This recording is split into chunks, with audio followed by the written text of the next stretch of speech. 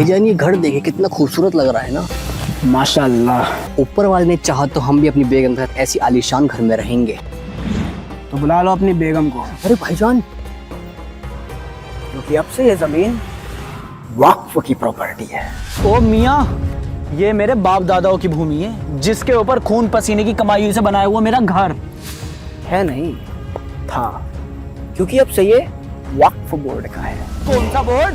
वक्फ board यानी कि मैं जिस भी जमीन पर हाथ रखकर ये बोल दूं कि मेरा मानना है या मुझे लगता है कि ये जमीन आज या कई सालों पहले किसी मुसलमान के पास थी जिसने इसे वक्फ को दान कर दिया था, तो अब से उस जमीन पर अल्लाह का अधिकार है और उसकी देखरेख का काम हमारा है। क्या बात कर रहे हो भाईजान? क्या सबूत है तुम्हारे पास कि ये जमीन तुम्हारी है? हाँ हाँ, क्या सबूत है तुम्हारे पास इस जमीन की मलकियत का? इस जमीन का एक एक कागज मेरे पास है, और अगर तुझे ऐसा लगता है कि ये जमीन तेरी है तो अपने कागज दिखा और ओनरशिप प्रूफ कर।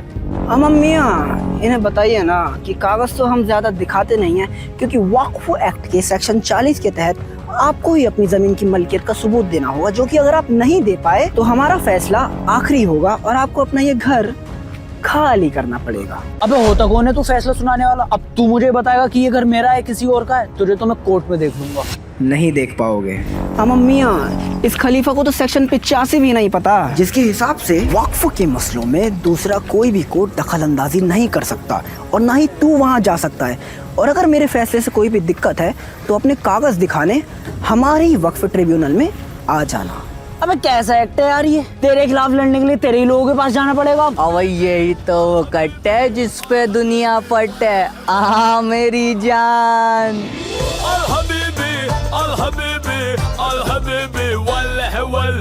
भाईजान एक तो हो गया, पर बाकी बेगमों के लिए और कुछ तलाश करें। नोटी बॉय, चलो ना।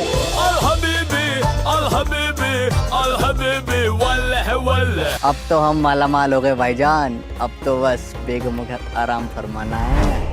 अभी कहाँ मियाँ, समय आ गया है मकसद को बड़ा करने का, और इसकी शुरुआत होगी दिल्ली सल्तनत से। एक सर्वे के मुताबिक दिल्ली का 77% एरिया वक्फ के अंडर में आता है, जिसमें शामिल है CGO complex check, Jawaharlal Nehru stadium, अगला Delhi high court, Delhi public school, IGI airport. Check. भाईजान, दिल्ली सल्तनत तो लगभग हो ही चुका है, अब अगला क्या?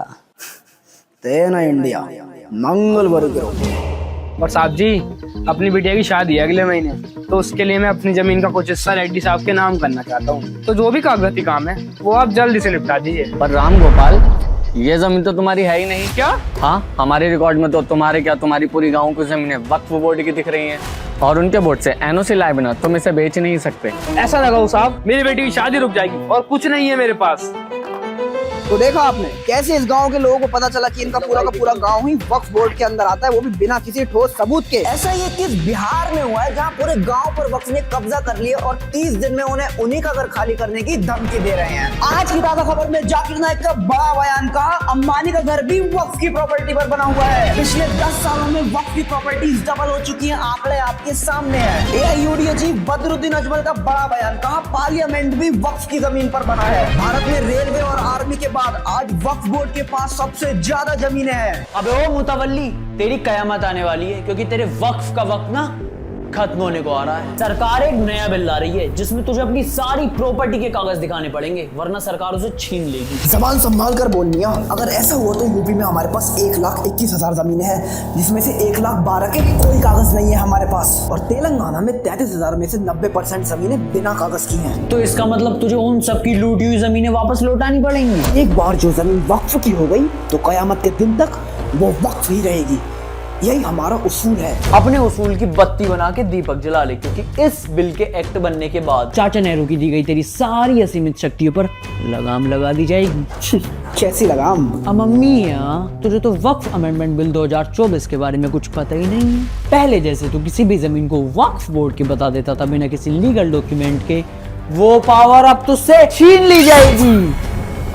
क्लॉज 3 के हिसाब से सिर्फ वही व्यक्ति वक्फ को अपनी जमीन दान कर सकता है जो पिछले 5 साल से इस्लाम को फॉलो कर रहा हो और उसके पास अपनी जमीन के कागज हों। तो गैर मुसलमानों की जमीनें हड़पना बंद रख दे।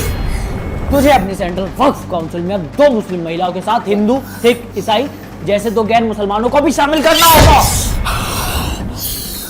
जितनी भी सरकारी जमीनें वक्फ के पास हैं फिर से वो सारी सरकार दे जाएंगी। या अल्लाह, ये बिल पूरी तरह से इस्लाम और मुसलमानों के खिलाफ है।